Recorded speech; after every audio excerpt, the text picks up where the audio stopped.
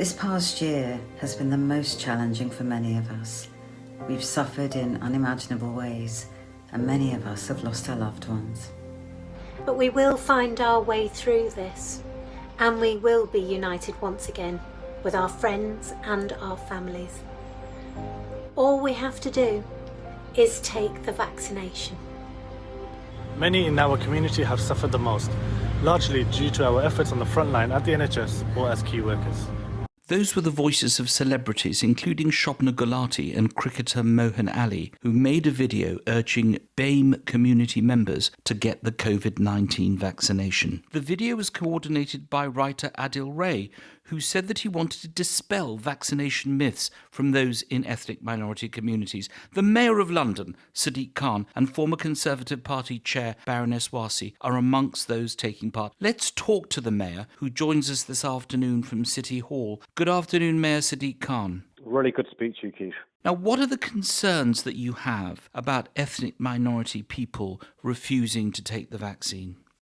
Well, I'm afraid the bad news is we've seen that ethnic minority communities have suffered disproportionately in relation to both catching this horrible virus, but also the consequences by loss of life. What we're now seeing, unfortunately, is many of our communities being hesitant about receiving the life-saving, life-changing vaccine.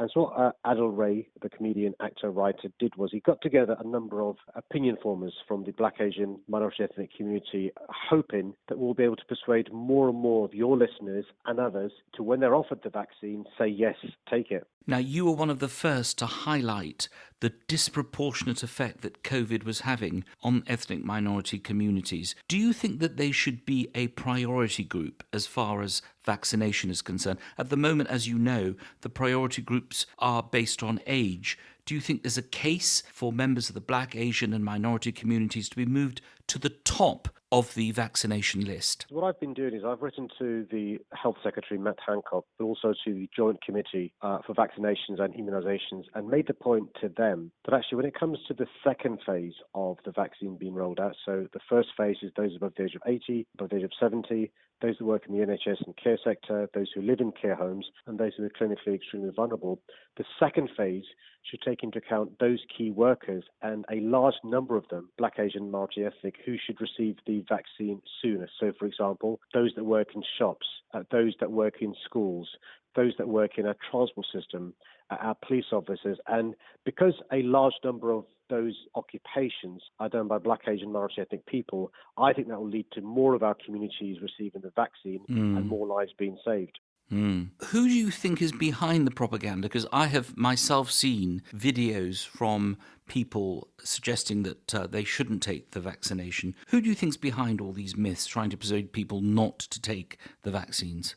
We've got lots of anti-vaxxers, COVID deniers and conspiracy theorists who are spreading lies and misinformation. And what they crave is the oxygen of publicity, so we shouldn't engage with them publicly. What we should do is just talk about the positives of the vaccines. And there's some really good research done by the Centre for Countering Digital Hate, and they talk about the positives of vaccines. The fact is, vaccines have saved millions of lives over decades. This vaccine is a lifesaver. I mean, if it's safe enough for Her Majesty the Queen, then I'm sure it's safe enough for the rest of us as well.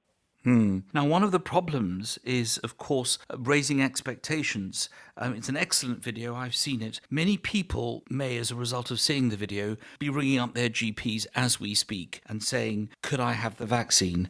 But many people will not even start to be vaccinated until February or March, and maybe after that. Is there a problem about raising expectations, considering that there is already apparently a shortage of vaccinations for people, and there's this unseemly row with the EU as to who should get these vaccinations first? Well, firstly, we must address the issue of those who are hesitant. It's really important that nobody's hesitant. So anybody who's offered the vaccine should say yes.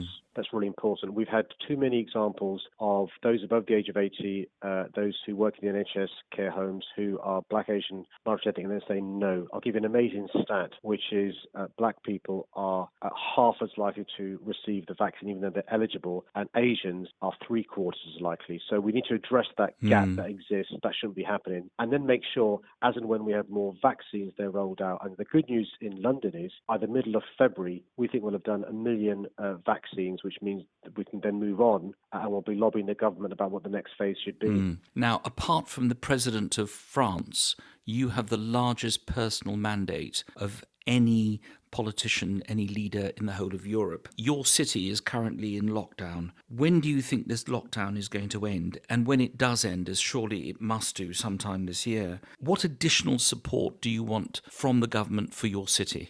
Well, it's really important that we learn the lessons of the last year. And one of the lessons is rather than going late and being indecisive, far better to go early and be decisive. And so I think the government made a big mistake not going soon enough into these restrictions. But now that we're in them, we shouldn't prematurely leave them without being confident we've got a grip on the virus and that we're on top of the rollout of the vaccine. So I want us to, of course, get out of lockdown as soon as possible. We've got to follow the evidence and the science. And then we need a huge support from the government. Why? Because if we don't get support from the government, many of the businesses who are currently temporarily closed down may never reopen. Think of the theatres, the restaurants, the bars, the hotels, the shops.